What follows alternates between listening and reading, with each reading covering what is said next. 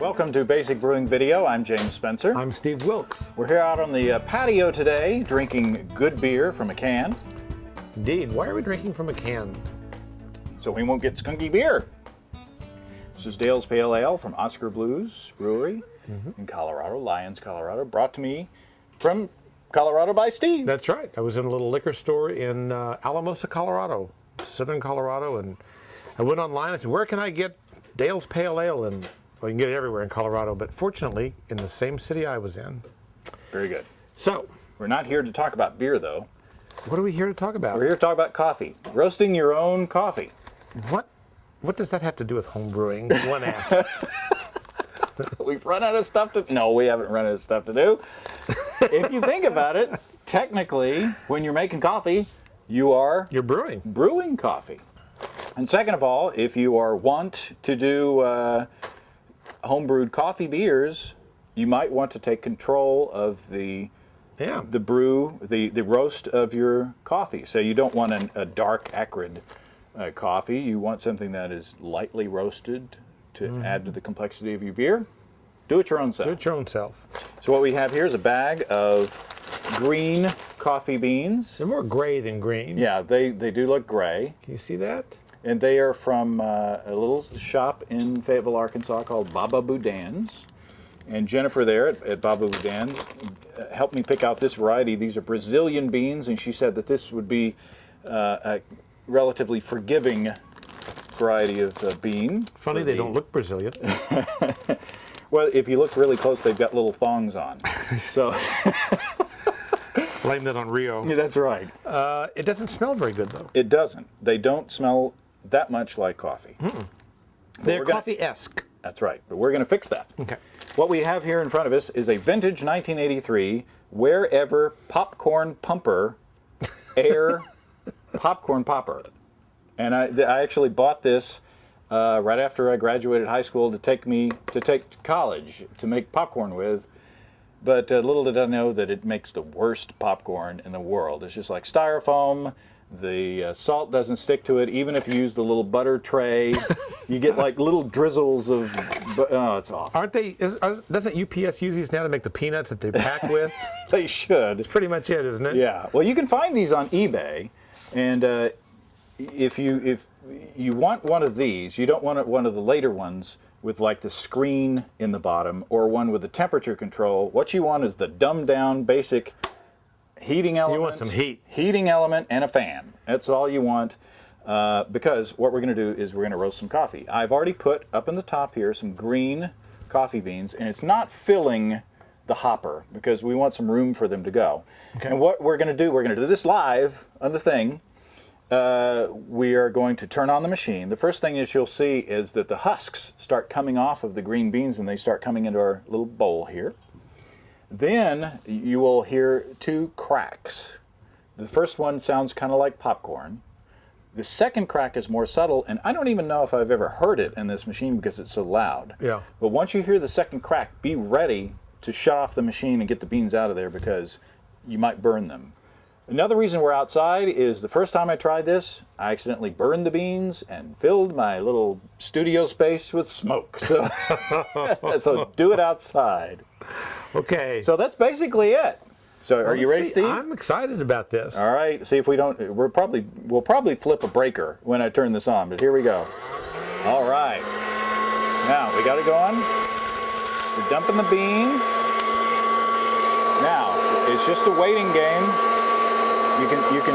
Now the smells that you smell are not going to be real good right off. Another reason to do it outside. I can smell it. What's it smell like?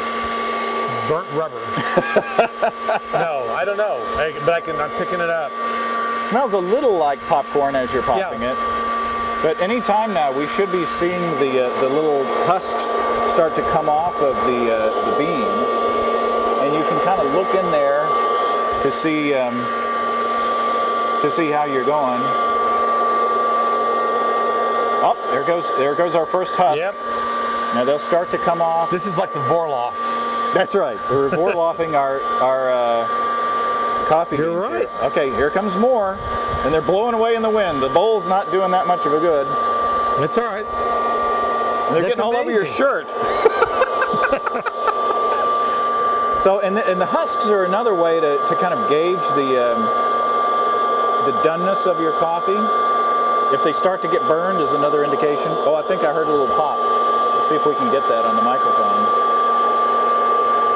And you can kind of, it's hard to see through the yellow shroud here. Do these also come in avocado and other 1980s colors? Avocado? Avocado? I don't know. I don't think so. Only yellow. So, I don't think we've heard the first pop yet. It doesn't take long at all, I swear. We're getting husks come out. The husks are getting darker. Oh, there one. That was a pop. I thought I heard it earlier, but now I see what you mean. Once you pop, you can't stop. That was a pop.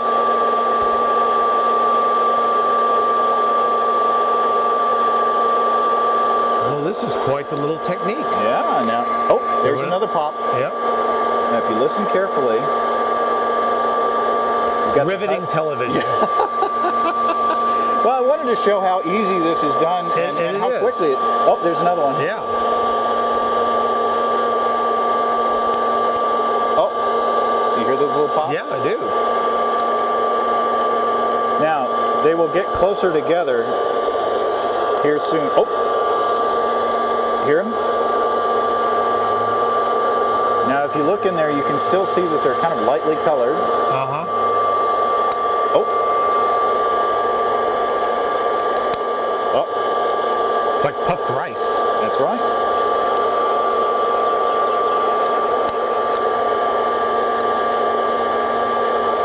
And if you start seeing smoke coming out, it's time to. Okay. I'm starting to hear. Oh. Okay, I think that's a second crack.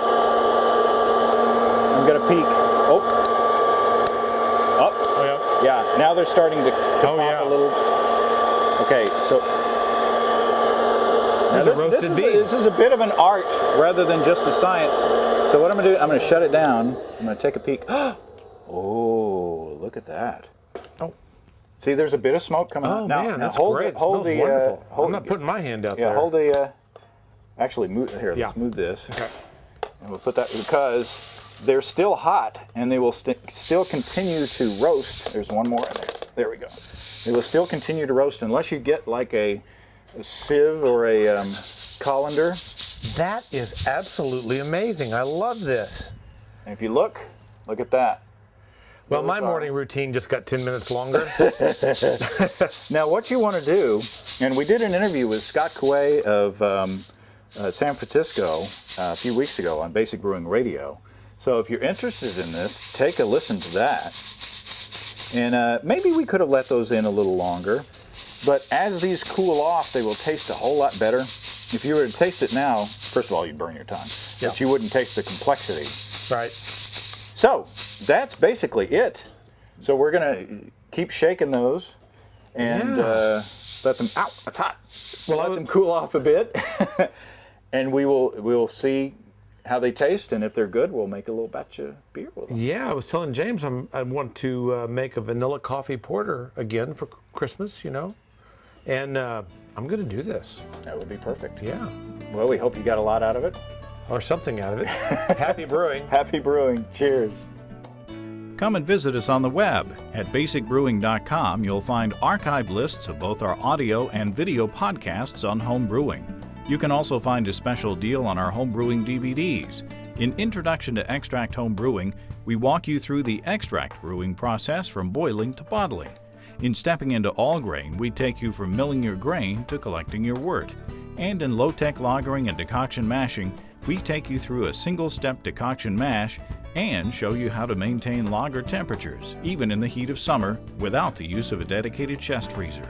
Drop us a line. We'd love to hear from you.